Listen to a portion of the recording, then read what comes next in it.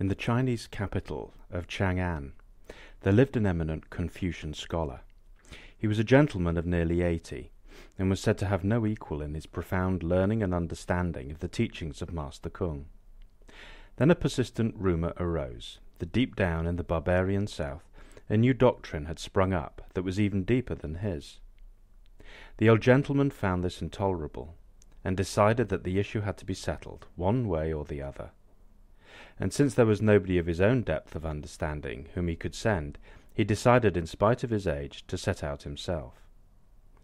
After months of hardship on the road, he arrived at his destination, introduced himself, told the purpose of his visit, and suggested that they should each set forth their teaching and understanding.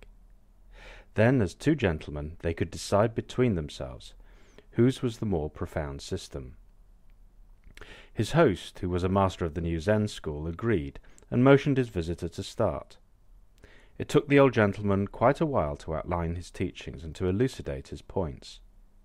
His host listened without one word of interruption. At last the visitor came to an end, and asked his host now to proceed with his teachings. But the Zen master merely quoted, "To avoid doing evil, to do as much good as possible, this is the teaching of all the Buddhas." On hearing this, the Confucian gentleman flared up. "I have come here, in spite of the dangers and hazards of such a long and rough journey, and in spite of my advanced age. I have honourably told you of my purpose. As agreed, I have shown you the profound teachings, and have held nothing back. And you just quote a little jingle that every 3-year-old child knows by heart? Are you mocking me?" But the Zen master replied, "I am not mocking you. Please consider that though it is true that every 3-year-old knows this verse, yet even a man of 80 fails to live up to it." This is the first story in a collection of stories from a book entitled The Wisdom of the Zen Masters by Irmgard Schloegl, which was the original name of Venerable Myokyo-ni, and was one of the first books she actually compiled and wrote and edited when she came back from her training in Japan. And it's a collection of anecdotes and stories and sayings of the Buddhist tradition, but particularly of the Zen tradition and the Zen Masters, and provided of, as with everything that she did, for the purpose of practical application. So here we have this story, and in many ways its meaning seems pretty obvious, really.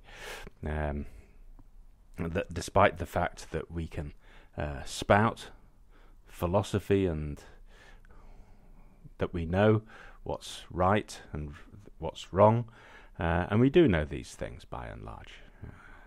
Yet despite that, do I always live up to those things? Well, no, I don't. And it's about actually looking into that, because we do know what's right and we do know what's wrong. The great religions have all laid that out very carefully, and we all have a sense of it anyway. Scientists these days are now psychologists. Their research seems to be showing that in fact human beings are born with an innate sense of what's right and what's wrong.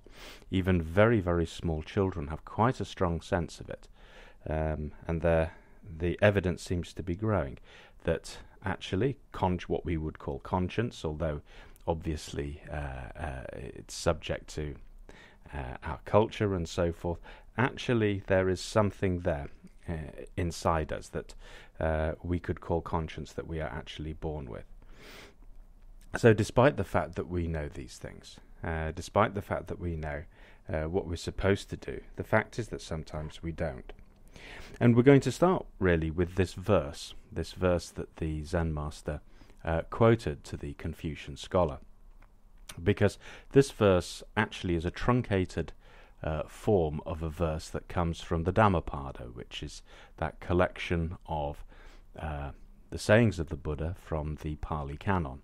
And the Dhammapada itself is very famous, and within its covers there are certain verses that are particularly famous. And one such verse goes, to avoid as much as possible doing harm, to do good, to purify the heart. This is the teaching of all the Buddhas. And it was this verse that the Zen Master was actually quoting from. Actually here it says to avoid doing evil and to do as much good as possible. But actually evil is a Western and particularly Christian concept, and it doesn't have quite the same connotation in the original, because in Buddhism, rather than good and evil being seen as objective forces in the universe, actually the forces in the universe are seen as elemental, and good and evil or good and bad arise because of the relationship of an individual to those forces, i.e. if a force is destructive, then it is considered bad, and if it is helpful, then obviously it's considered good. A little bit, if you happen to live far enough away from the volcano and you see it going off, then it's just a force of nature and a spectacular one. But if your house is right at the foot of that volcano, then of course it becomes an evil god. So the translation, perhaps the more helpful one, because Buddhism we tend to talk about wholesome and unwholesome, or skillful and unskillful, things that are conducive to the situation or to people, beings, and those things which are not. So a translation that takes into account that term ahimsa, which is a term which means harmlessness. And in fact the precepts are based on this principle of harmlessness. If you look at them, there we have our 5 precepts: not to kill or cause harm, not to steal, not to cause sexual harm, not to misuse speech, and to avoid intoxication. All those 5 really are based on the principles of harmlessness. Of course, when you really look at them, those 5 precepts, if you really wanted to idealize them, I mean, to cause no harm whatsoever, would it actually be possible? I mean, even if I was a vegan, I'm still killing in order to eat, because as the American mythologist Joseph Campbell puts it, life lives on life in this world. That's simply the way nature's set up. So as today I eat you, and tomorrow you eat me, and that's seems to be the eternal round. However, we do not go to the other extreme, saying, oh well, then it doesn't matter, killing is just part of the round and fine, let's just get on with it. No, we don't. There's a carefulness also that needs to be applied here too. So we have our principle of ahimsa, as much as possible to do as little harm as possible. And of course for Zen students and for students practicing a daily life practice, a practice of mindful awareness, which is all Buddhist students really, well, it goes further than that. It's not just a matter of, well, you know, I don't actually go around hurting people or throwing insults at them or getting into fights, and I'm sure most of us don't. So that's that one ticked, so to speak. Well, it's not actually, because there is also the possibility of harming the situation too. Just to take a simple example, in where we live, for example, if we're living with family or with others, then we may see, if we look around us, that everything seems to have a place. And if I take the pen out of the drawer and use it and then take it with me, well, I've actually harmed the situation, because the next person who comes along now won't be able to find it. And even if that next person might be me if I leave it somewhere else and then wonder where it is. So it's possible to harm a situation too. There's a nice saying that says of the Zen student in particular, that when he comes and when he goes, he leaves no traces, leaves no ripples, that when we leave, it should be as if we were never there. And that means that everything was put back into its place, everything was, if it was used, which of course we do use things, then everything should be put back as it was, or ready for the next person. Because this requires a state of continual awareness, and a continual awareness of the realization of the consequences of our actions if we don't do that. And the consequences of our action if we do that. That one is more likely to cause harm to the situation and the other isn't. And I remember when I first started going to Shobuan on Saturday morning for the Saturday morning work parties, and there was quite often just given a duster and told to dust the place starting at the top and work my way down for 3 hours. And I knew, no one had to tell me, I knew that everything really did have to be put back in its place, to the millimetre really. And everything had to be put back literally to the millimetre. And this was a cause of quite some consternation, because if you've not been to Shobuan, then if you have some view that it's like, this sort of Japanese temple with no clutter, lots of open space, lots of clean surfaces, then actually you couldn't be further from the truth. The place was inherited from Christmas Humphreys with all his belongings in it, and it's full of ornaments, full of knickknacks, absolutely everywhere. And it really turned into a training ground, because there you might have something like a vase or something, and the vase would be on a stand, and underneath the stand would be a little mat, and underneath the mat there might be something as peculiar as a clipping from a newspaper or something that had been put there. And when you lifted it all off, you had to clean it and then put it all back again in the right order and in the right place too. And the number of times, even though knowing this, the number of times, you get into the sort of swing of it really, and then you go a bit onto automatic pilot, and then suddenly the hand lifts some things off, I dust it and I go to put it back, and suddenly realize I did not have a clue where on earth it was supposed to go. Should it go nearer over here, or should it come to the front? I had absolutely no idea.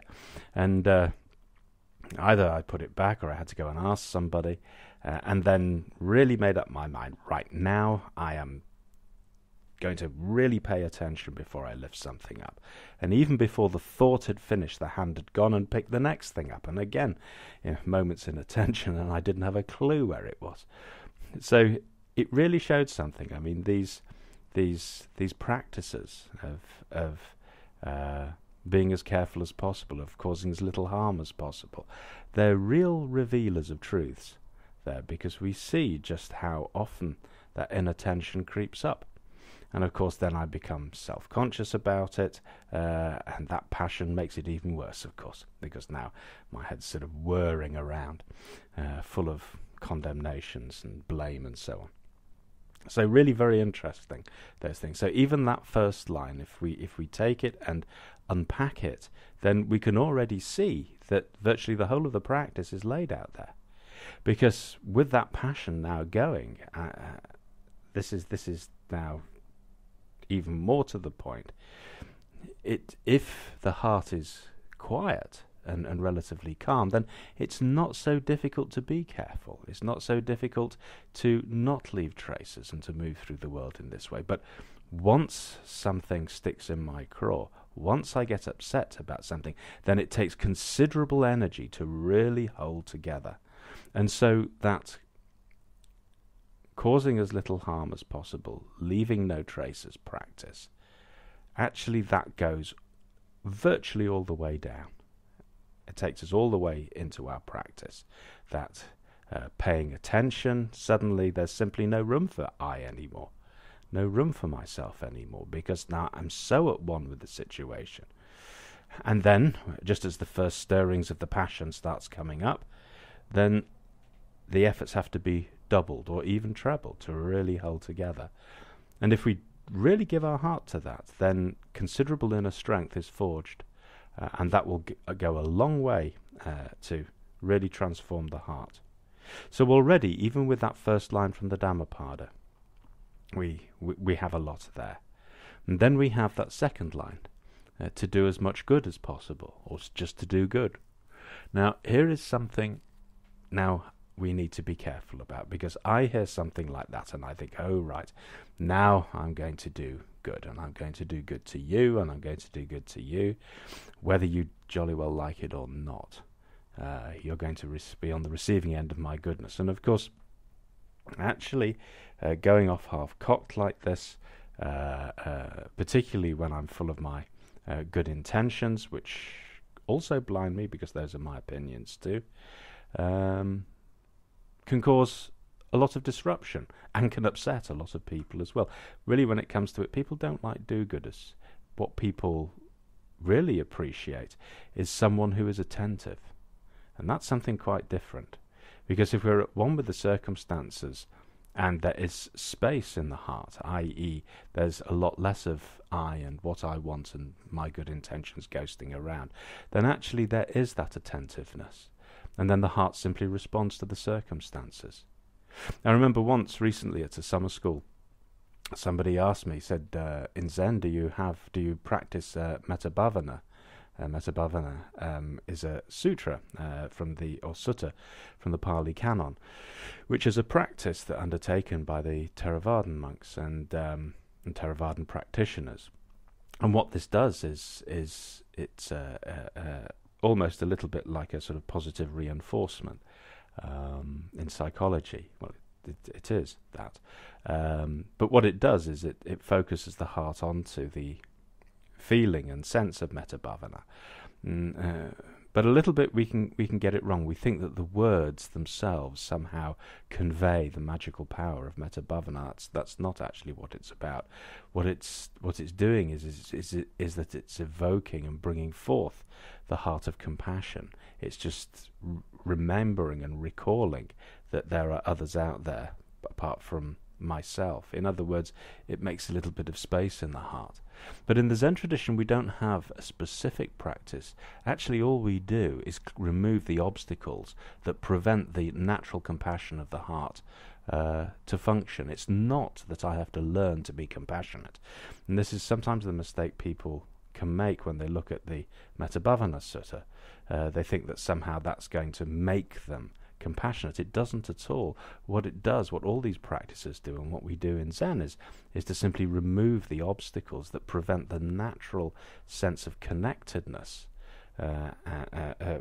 from arising. And with that arising of that sense of connectedness, that sense of oneness, then compassion cannot but help but be evoked, but come up in response to circumstances. It's simply what the heart does. It's its nature. That's the fundamental thing when the Buddha said, all beings are endowed with the wisdom and the power of the Buddha nature. This is what he meant.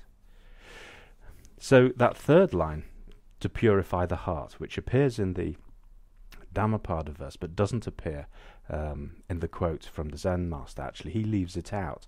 And why does he leave it out? Well, he leaves it out because, quite frankly, if you're undertaking a practice of doing as little harm as possible and doing good, then actually your heart is already purified. Because purification in Buddhism, when we hear that word purification or to purify, it simply means to empty out, or emptiness, shunyata. It's the emptiness, emptying out of self. In other words, the emptying out of I, the laying down, the forgetting of I. Because really the emptying out means the forgetting of I. That's the notion of I is no longer ruling consciousness and may not have even arisen into consciousness anymore. No longer there. And with that, the true nature prevails. The true nature becomes realized, because it's ever present, of course. Whether there's a notion of I there or not, the true nature is ever present. And so, in a way, it's superfluous, but the Dhammapada verse simply makes the point. And of course, this is the teaching of all the Buddhas, is just putting the seal on the verse, rounding it off. So actually there is a tremendous amount in that verse. It may well be a jingle. We have to remember this is China at that time. Buddhism was had some roots in it now, and so people did know about Buddhism, and so 3-year-old children would be going to the temples and would be hearing recitations of the sutras, and they would be hearing that verse, and yes, they would know it. But actually it contains a lot. There is a lot in there. Actually, the whole of our practice. So we have our Confucian gentleman there, and what does it say? Confucianism, of course, was a native religion of China. It's in fact Confucius. It calls him Master Kung, the teachings of Master Kung. Kung is the Chinese name for Confucius. Confucius actually was a contemporary of the Buddha. So when the Buddha was living in India, about 500 BC, then Confucius was living in China. And Confucius had a strong sense of the need for an ordered society, and that the individuals within that society should be aware of their place within society, so that everybody had a part to play and everybody had a role to play, and that would give rise to an harmonious society. And it really took off.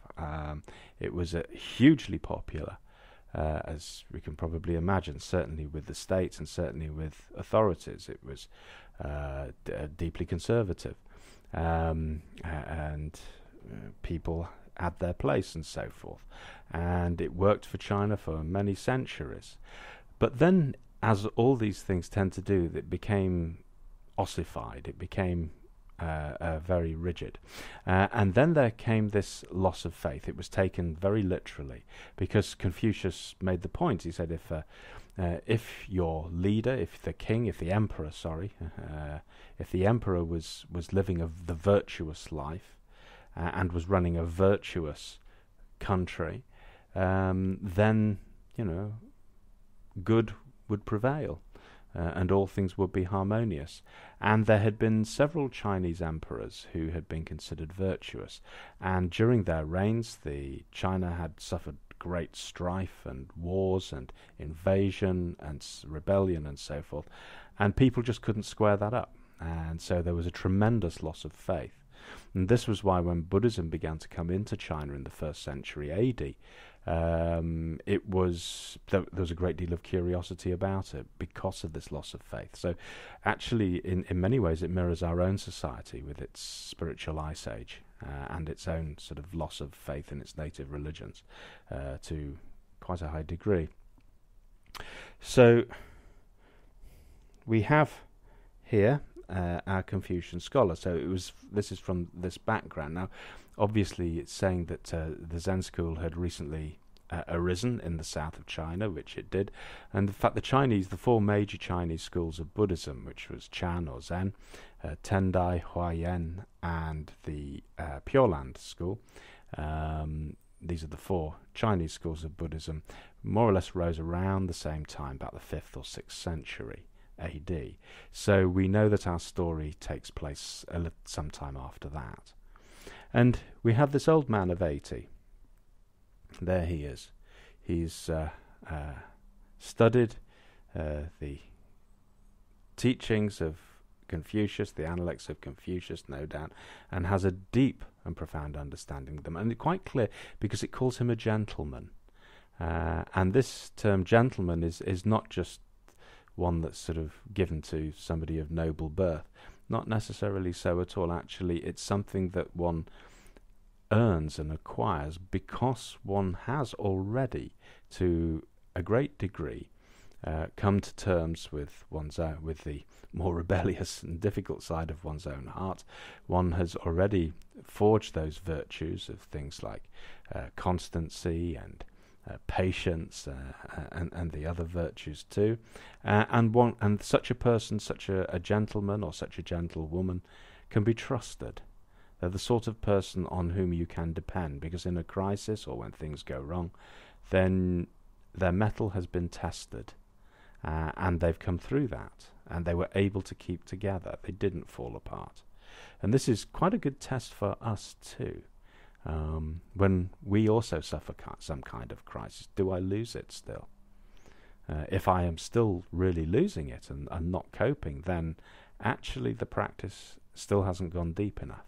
And we need to check that. We need to check the daily life practice and ask ourselves, are we really creating that containment? Am I really getting used to laying myself down? Am I really, in those little ways, and this is why we start with those little things, with our timetable, for example,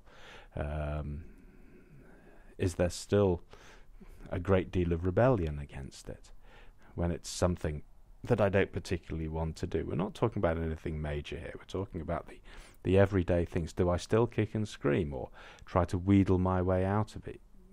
Am I even familiar with the defense mechanisms I employ, let alone actually overcoming them?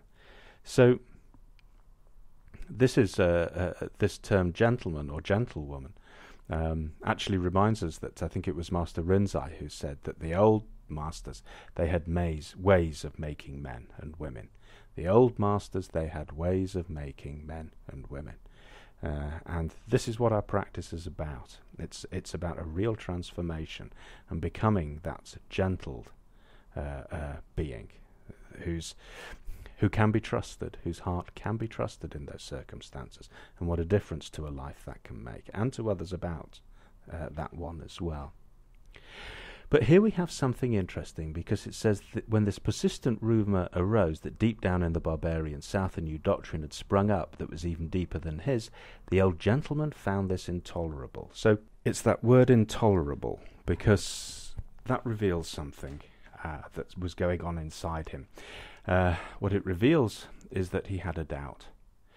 Because even when I'm convinced of something, actually, if there's a doubt, perhaps I think that my conviction can squash it, push it out of the way. But actually, it doesn't. It haunts me. And it can haunt me in one of two ways. Either it can make my opinion even more rigid, in which case it turns into a sort of fundamentalism. Or that it becomes that nagging doubt that just won't leave me alone, you know. Sometimes we might find ourselves in that circumstance. Somebody says something about us, and I think that's not true at all. But actually, it preys on my mind. And if something like that happens, then we realize that the heart has become divided, and we now need to turn around and take a good look at it, and a good look at ourselves too, because obviously the heart feels that there's some substance to this, and we'd better take a look and just see why our heart is pricking us in this way. So actually this is why this motivated him, and it does motivate us when the heart really pushes us. And we can see actually, here we see the hand of the Dharma, because he was an old man of 80 and was convinced that he had the answer. But actually his heart was telling him that it wasn't there, that the answer wasn't there. And despite his age, he underwent that perilous journey, and it really would be perilous in those days. It was very dangerous to travel anyway, particularly if you're quite elderly. So it can be quite clear that we should be quite clear that this was an arduous journey for him, and perhaps that too had already softened him up. And finally, when he presented himself to the Zen Master would have known at this point that there was something here that was ripening, that just need to a little bit of a nudge, and the Zen Master was spot on with it, and that really produced that reaction, because when he blew up like that, suddenly there was no denying it. Suddenly, even though I can cover up these things to quite a high degree, actually when I blow up like that, then I can no longer deny it to myself. And certainly if I'm a Confucian gentleman, that's for sure.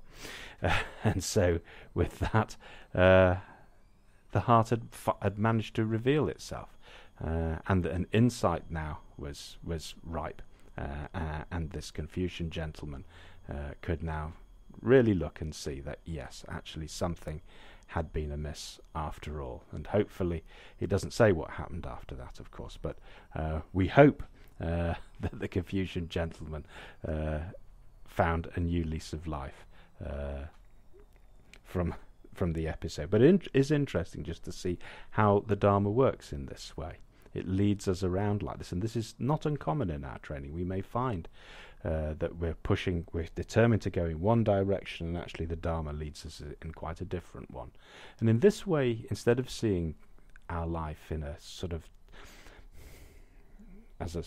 this is a success and this is failure, actually we recognize that the whole of life actually goes together as a one, as a journey, and this is why we call it the way. And for those of us who are walking the Buddha's way, then it's the Buddha's way.